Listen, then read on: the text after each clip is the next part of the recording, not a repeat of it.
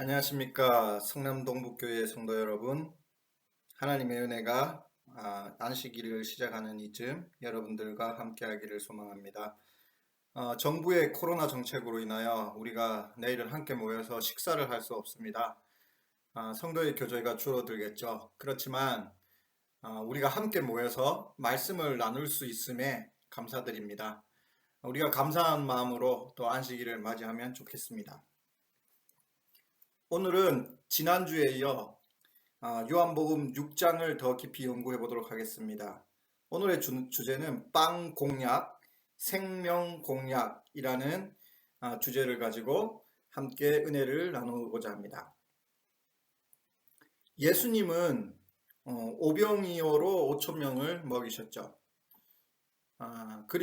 그러나 군중들의 잘못된 인식으로 인하여 그 자리를 피하십니다. 그 이유는 이러합니다. 자기를 억지로 잡아 임금 삼으려는 줄을 아시고 다시 혼자 산으로 떠나 가시니라. 무리와 제자들은 잘못된 메시아관을 가지고 있었습니다. 예수님은 아마도 세상의 방법에 물들어 있었던 그들을 보시고 마음이 많이 아프셨을 것입니다. 시대 소망에는 이렇게 언급하고 있습니다. 그리스도의 명령을 따르기가 이번처럼 불가능하게 보인 적이 없었다. 제자들은 예수님을 왕위에 앉히려는 대중운동을 오랫동안 원했다. 이 모든 열정이 허지로 돌아간다는 것을 생각하니 제자들은 견딜 수가 없었다. 유월절을 지키기 위하여 모여든 군중들은 새 선지자를 보기 갈망하였다. 그분의 제자들에게는 이 시기가 저희의 사랑하는 선생을 이스라엘의 왕위에 앉히는데 황금같이 귀한 기회처럼 보였다. 예수님은 이들의 의도와 잘못된 메시아관을 꾸짖으시고 해산 명령을 내리셨죠. 그리고 홀로 산으로 올라갔습니다. 밤이 늦어서 제자들이 배를 타고 가버나움으로 이동합니다. 그때 그들은 풍랑 위를 걸으시는 예수님을 만나게 되죠. 오병이어의 표적 이후 무리들은 많은 생각에 잠기게 되었습니다. 예수님이 행하신 오병이어의 이적의 의미는 자신들이 그토록 원했던 정치적 메시아의 첫 행보가 아닐까? 정말 그럴까? 그게 궁금했습니다. 그리고 다음날 그들은 궁금증을 못 이기고 예수님을 찾아옵니다. 무리들은 오병이어의 이적을 예수님의 메시아적 행보라고 착각을 한 것이죠. 무리들은 왜 이 표적에 더욱 열광했고 이 표적을 더욱 특별한 사건으로 바라봤을까요? 요한복음 6장 이전의 사건들을 보면 예수님께서 가나의 혼인잔치에서 물을 포도주가 되게 하셨고 왕의 신하의 아들을 살리셨죠. 그리고 베데스다의 38년 된 병자를 고치셨습니다. 그러나 왜 하필 제자들과 무리들은 유독 오병이어의 표적들에 특별한 의미를 부여한 것일까요? 그것은 이스라엘의 역사적 사건을 보면 매우 쉽게 이해할 수 있습니다. 이스라엘 백성들에게 출애굽 사건은 특별한 사건이었습니다. 이스라엘 민족은 모세와 같은 사람이 출현하기를 기다렸죠. 그들은 모세와 같은 사람의 출현은 그들을 구원할 선지자 혹은 메시아로 그들 가운데 인식하는 것이 팽배해 있었습니다. 특별히 이스라엘 백성이 광야에서 먹을 것이 없어 굶주릴 때 하나님은 모세를 통하여 만나를 내리셨습니다. 그때 이스라엘 백성들은 하나님을 구원자로 인식하기 시작한 것이죠. 만나 사건을 통하여 더욱 그들은 하나님을 구원자로 인식하였습니다. 오병이어를 먹이신 사건의 전말은 역사적 배경에서 기인한다고 볼 수 있습니다.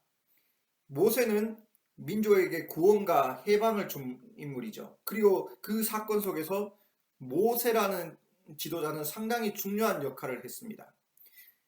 이스라엘 백성들은 그런 모세를 기다렸습니다.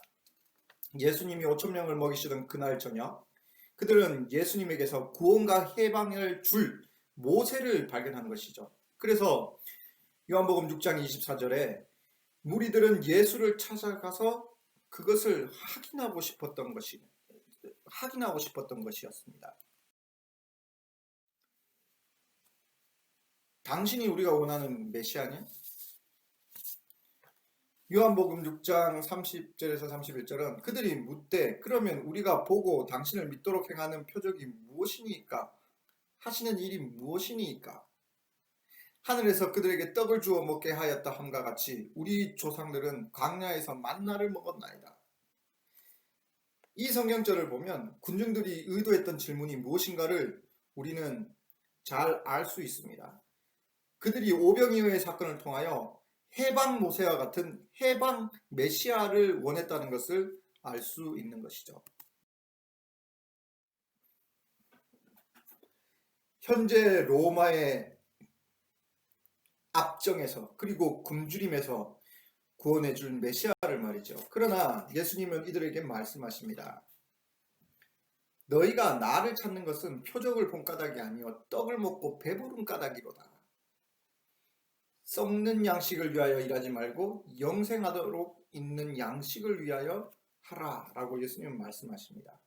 여기서 요한의 메시지는 분명히 드러나는 것입니다.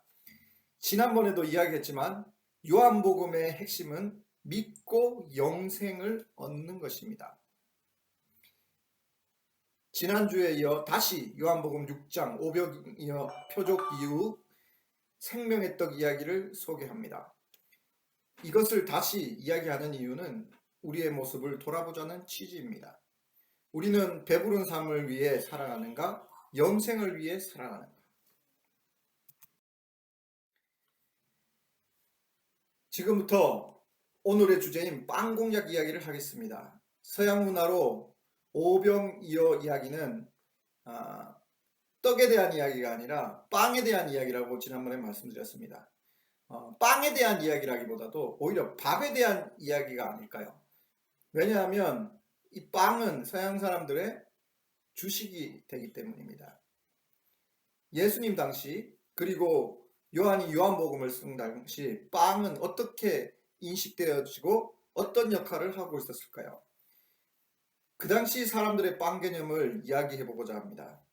그 당시 로마는 세계를 지배하는 강력한 제국이었습니다. 그 시대 세상을 지배하던 나라의 빵 이야기를 한번 해보겠습니다. 그러면 그 당시 사람들이 가지고 있었던 빵에 대한 개념을 쉽게 이해할 수 있기 때문입니다. 로마에 가면 많은 사람들에게 사랑받는 관광지가 있죠. 그것이 무엇입니까? 여기 보이다시피 콜로세움입니다. 이 콜로세움에는 1년에 500만 명 이상이 방문을 한다고 하죠. 콜로세움이 지어진 이유를 보면 여기에는 정치적 공약이 숨어 있습니다. 로마의 폭정군주로 잘 알려진 네로에 대해서 우리는 잘 압니다. AD 64년 네로는 미쳐서 로마 시내에 불을 지릅니다. 그리고 많은 가옥이 타죠. 네로는 이 불로 인하여 뒤숭숭해진 민심을 달래기 위해 자신의 잘못을 그리스도인들에게 덮어씌웁니다. 그리고 가장 화재 피해를 많이 입힌 장소에 황금 궁전과 인공호수 정원 등을 만듭니다. 궁전 옆에는 자신의 모습을 딴 거대한 동상도 세우죠. 그 불탄 장소를 자신을 황제화하기 위한 그리고 자신이 호의호식하기 위한 공간으로 만들었던 것입니다. 네로의 폭정에 반발하여 로마에서는 반란이 일어났고 네로는 살해를 당했습니다.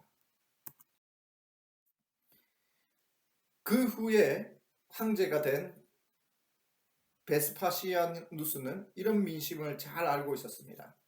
그는 민심을 달래고 그들에게 마음을 얻기 위해 콜로세움을 만드는 것입니다.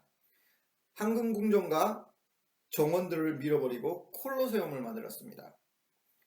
그곳에서 그들의 만족을 채워준 것입니다. 시민들에게 왕궁의 땅을 환원했으며 콜로세움 경기장을 통하여 시민들의 의견을 수렴하였던 것입니다. 예를 들어 원형 경기장에서 사람을 살리고 죽이는 일도 황제 혼자 결정하는 것이 아니라 시민들의 한호에 따라 결정을 하는 것이죠. 로마 시민이면 천민들도 이곳에 참석할 수 있었던 것입니다. 그리고 무엇보다도 거기서 빵을 나누어 주었습니다.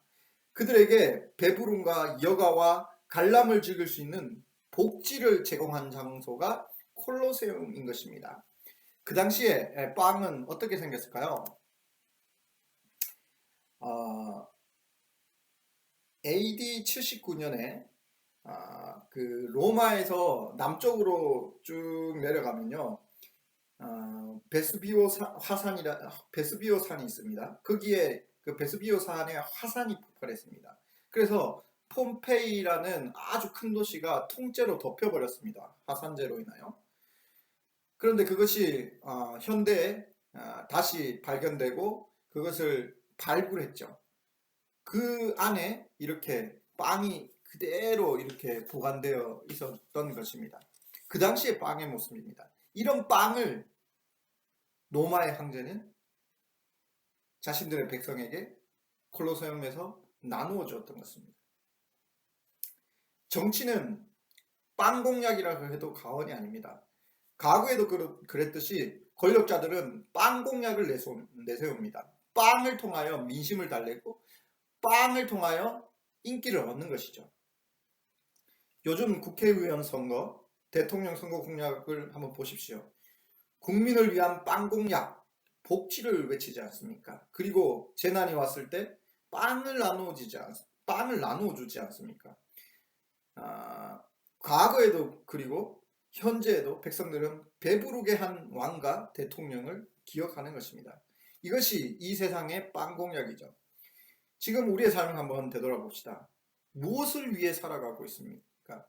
나는 무엇을 위해 노력하고 있습니까? 혹은 우리의 자녀는 무엇을 위해 살아가라고 우리 자녀들에게 가르치고 있습니까?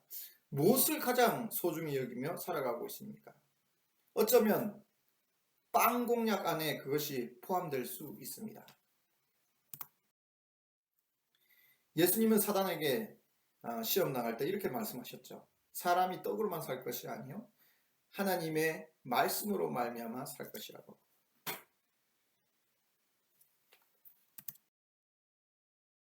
백성들은 자신들에게 빵줄 메시아를 찾았던 것입니다. 그러나 예수님은 그들에게 말씀하십니다. 썩는 양식을 위하여 일하지 말고 영생하도록 있는 양식을 위하여 하라. 군중들은 예수님에게 물었습니다. 우리가 어떻게 해야 하나님의 일을 하겠습니까? 하나님의 보내신 자를 믿는 것이 하나님의 일입니까? 예수님은 오늘날 우리에게도 똑같이 말씀하십니다.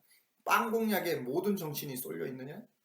영생의 떡 공약, 영적인 생명의 눈을 떠라고 말씀하고 계십니다. 혹시 우리의 삶이 빵 공약에 너무 집중하면서 살아가고 있지는 않습니까? 내가 잘 먹고 배부르고 권리를 누리는 일에 모든 것이 집중되어 살아가고 있는 삶을 살고 있지는 않습니까? 그것은 곧 세상 왕에 복종하는 삶인 것입니다. 빵 공약에 속지 마시기 바랍니다. 그리스도인은 영적인 안목을 떠야 합니다.